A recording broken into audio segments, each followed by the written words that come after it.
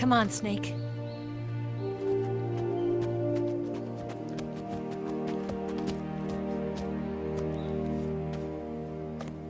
We made it. We made it. Over there.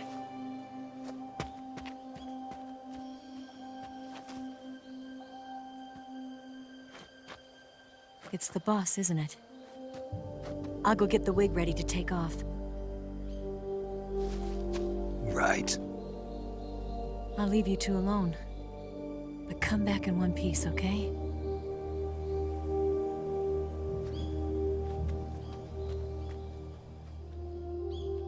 Promise me!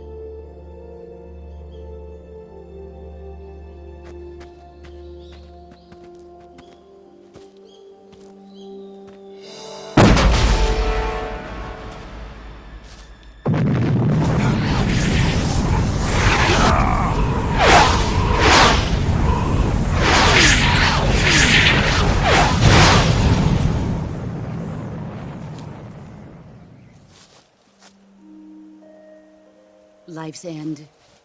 Isn't it beautiful? It's almost tragic. When life ends, it gives off a final lingering aroma. Light is but a farewell gift from the darkness to those on their way to die. I've been waiting, Snake, for a long time. Waiting for your birth, your growth, and the finality of today. Boss. Why are you doing this? Why? To make the world one again. The world used to be whole. But with the end of the Second World War, the philosophers began to fight amongst themselves, and the world was torn apart. The Cobras, my comrades who trained and fought alongside me, were torn apart as well. The foibles of politics and the march of time can turn friends into enemies just as easily as the wind changes. Ridiculous, isn't it? Yesterday's ally becomes today's opposition. And this Cold War? Think back. When I was leading the Cobras, America and Russia were fighting together. Now, consider whether America and Russia will still be enemies in the 21st century. Somehow I doubt it. Enemies change along with the times, the flow of the ages, and we soldiers are forced to play along. I didn't raise you and shape you into the man you are today just so we could face each other in battle. A soldier's skills aren't meant to be used to hurt friends. So then what is an enemy? Is there such a thing as an absolute timeless enemy? There is no such thing, and never has been. And the reason is that our enemies are human beings like us. They can only be our enemies in relative terms. The world must be made whole again. The philosophers must be reunited. I will devote my skills to that purpose. And with the Colonel's money, I will achieve that end. Just as I once created the Cobras. They are my family. I may no longer be able to bear children, but I still have a family. It was November 1st, 1951. I was in the Nevada desert participating in atomic testing. The name Nevada is derived from Spanish, covered in snow, white as snow. And snow is exactly what I saw in that Nevada desert. It froze my blood white. Snake, you were an atomic test subject, weren't you? On Bikini Atoll. That's part of the reason I was drawn to you. You and I are alike. We're both slowly being eaten away by the karma of others. we'll never have the chance to die peacefully of old age. We have no tomorrow. But we can still have hope for the future. In 1960, I saw a vision of the ideal future from space. 3 years earlier, the Soviet Union had succeeded in launching Sputnik, the first man-made satellite in history, into orbit. This came as a huge shock to the United States. In response, America threw everything it had into its own manned spaceflight project, the Mercury program. Even as the Soviets seemed poised to send their first man into space, America was still experimenting with chimpanzees and rockets. The government wanted human data, so they secretly decided to send a human being into space. I was the one they chose. At the time, they didn't have the technology to block out cosmic rays, and whoever they sent up would inevitably be exposed to heavy radiation. That's why they chose me. After all, I'd already been irradiated once. Of course, you won't find any of this in the history books. I could see the planet as it appeared from space. That's when it finally hit me. Space exploration is nothing but another game in the power struggle between the US and the USSR.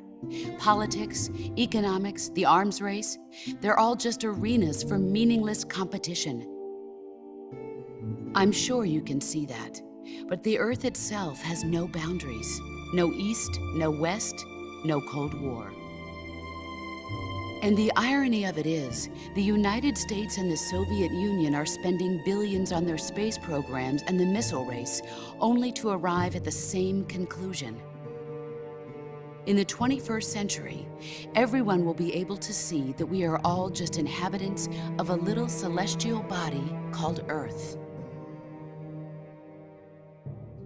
A world without communism or capitalism, that is the world I wanted to see. But reality continued to betray me. In 1961, I was sent to Cuba, to Bahia de Cochinos. It was part of a CIA-sponsored invasion under the guise of taking Cuban exiles back to their country. But the US government betrayed them. Our weak-kneed president held back their air support. Defenseless, the exiles were annihilated by the Cuban army. All I could do was watch in silence. I was set up by the very country I'd sacrificed so much for, by the very government I dedicated my life to defending. I was driven from the surface world, and I went underground. Then, 2 years ago, I faced the Sorrow, my old comrade in battle.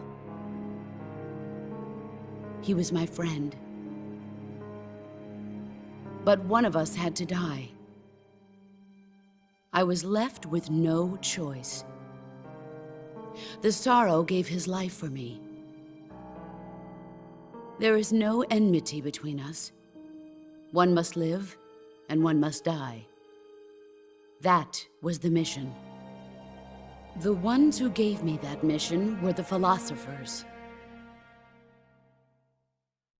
Early in the 20th century, the true holders of power in the United States, the Republic of China, and the newly formed Soviet Union gathered together in a secret meeting that would later be known as the Wiseman's Committee. The secret pact they formed there marked the beginning of the philosophers. But the last of the original members died in the 1930s. After that, the organization began to run out of control, and the Wiseman's Committee degenerated into a mere shell of its former self. The philosophers of today have no sense of good or evil.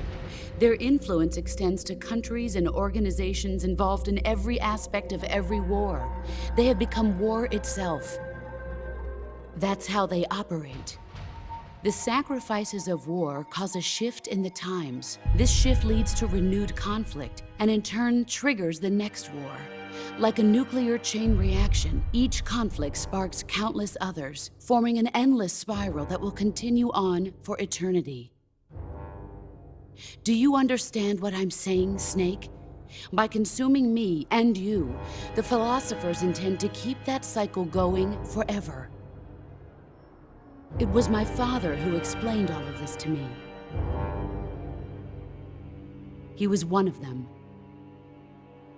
You see, I am the last remaining child of the philosophers. But after he revealed the truth, my father was killed by that same shapeless, formless organization. And my father isn't the only thing the philosophers have taken from me. In June of 1944, the Cobras and I took part in the landing at Normandy. We'd been given a top-secret mission to locate and destroy enemy V-2 rocket installations. I was pregnant at the time.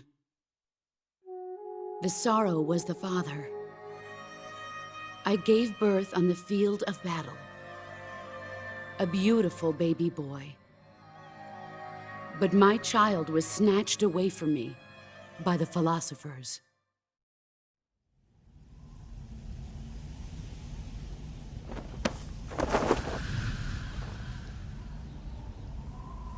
Look at this scar. This is proof that I was once a mother. I gave up my body and my child for my country. There is nothing left inside me now. Nothing at all. No hatred, not even regret. And yet sometimes at night, I can still feel the pain creeping up inside me, slithering through my body like a snake.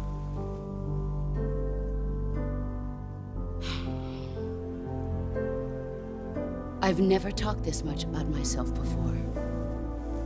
Thanks. Thanks for listening to me.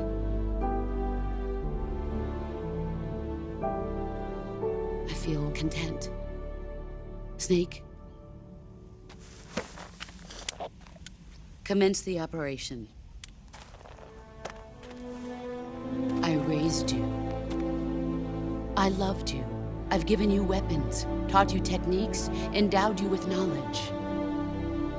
There is nothing more for me to give you.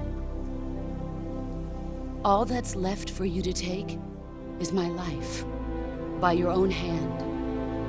One must die, and one must live. No victory, no defeat. The survivor will carry on the fight.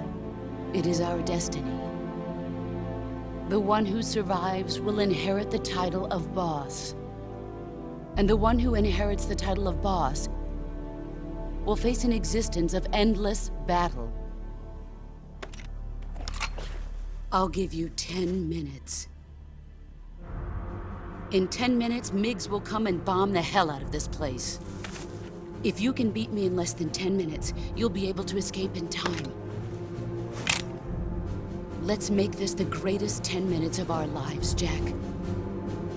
Boss. You're a soldier. Finish your mission. Prove your loyalty. Face me.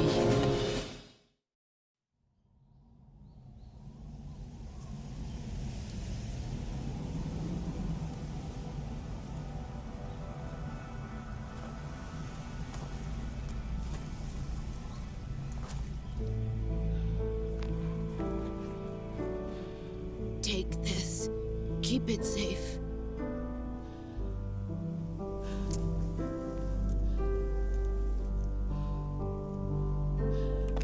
It's our only hope.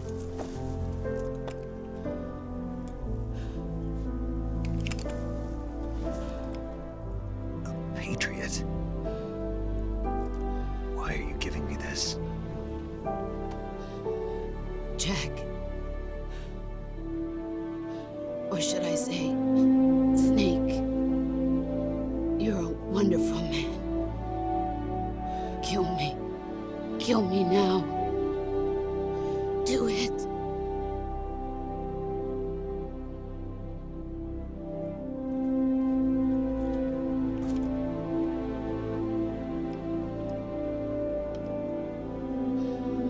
There's only room for one boss and one snake.